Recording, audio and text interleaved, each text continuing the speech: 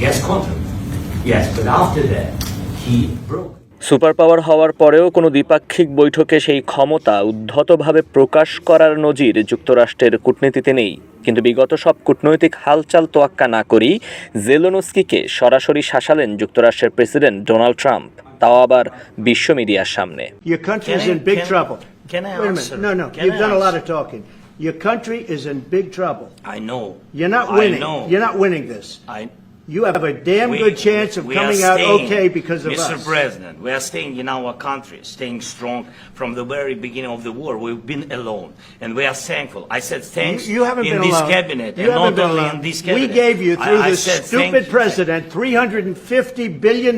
You voted we gave for you your military president. equipment, You and you voted men for are your brave, president. but they had to use our military. What about West if you didn't have You our invited military me- equipment, you invited if me you to didn't speak- have our military equipment, this war would have been over in 2 weeks. শুক্রবার white হাউসের oval অফিসে জেলেনস্কির সঙ্গে রীতিমতো ঝগড়া করেছেন Donald Trump. এক রকমের চিৎকার চেঁচামেচি করে আঙুল দেখিয়ে হাত দিয়ে জেলেনস্কিকে থামিয়ে ট্রাম্প যাচ্ছে তাই ভাবে অপমান করলেন যুদ্ধবিধ্বস্ত ইউক্রেনের প্রেসিডেন্টকে। In 3 days, I heard it from Putin. In 3 days, this is something. Maybe less. In 2 weeks, of course, yes. It's going to be a very hard thing to do business like this. যুক্তরাষ্ট্রের বর্তমান কূটনীতির ভদ্রতা নিয়ে Zelensky vice president JD ভেন্সকে প্রশ্ন তুললে শুরুতে ক্ষেপে যান veins. তাকে এক হাত নিতে জেলেনস্কি বলেন, ভেন্স রাশিয়া ইউক্রেন নিয়ে এত বড় বড় কথা বলছেন, আদতে যুদ্ধ শুরু হওয়ার পর ইউক্রেনের কি দশা সেটিই জানেন না তিনি। কোনোদিন ইউক্রেন সফরে না গিয়ে ইউক্রেন নিয়ে কথা বলা এক রকমের বাতুলতা, এমনটাই ফুটে উঠেছিল জেলেনস্কির বক্তব্যে।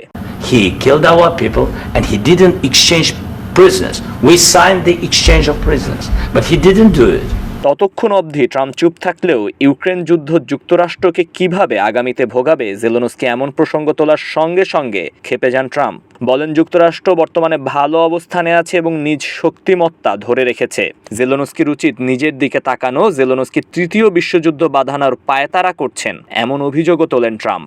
You're right now not in a very good position. You've allowed yourself to be in a very bad position, and he happens to be right about From the it. very beginning of the war. You're not in a good position. You don't have the cards right now. With us, you start having cards.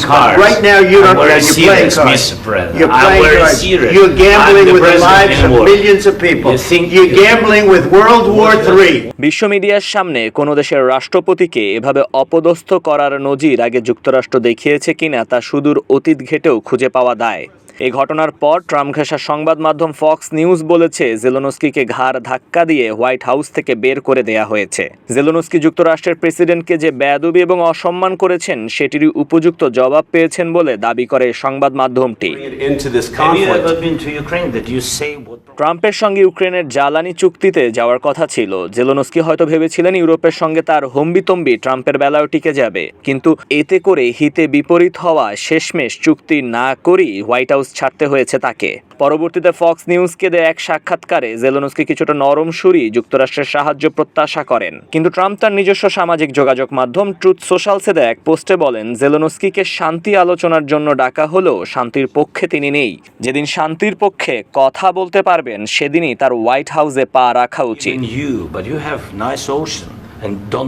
বৈঠকে জেলেনস্কিকে Trump কড়া বার্তা দিয়ে জানিয়েছেন রাশিয়ার সঙ্গে শান্তি চুক্তিতে যাওয়া ছাড়া আর কোনো উপায় এখন জেলেনস্কির সামনে নেই। জেলেনস্কি যুদ্ধে হেরে গেছেন এবং তাকে আপোষ করেই শান্তির পথে হাঁটতে হবে, কিন্তু জেলেনস্কির জবাবে যখন খুনি পুতিনের সঙ্গে কোনো আপোষের পথে হাঁটবেন না বলে জানান, তখনই ক্ষেপে লাল হয়ে যান ডোনাল্ড ট্রাম্প।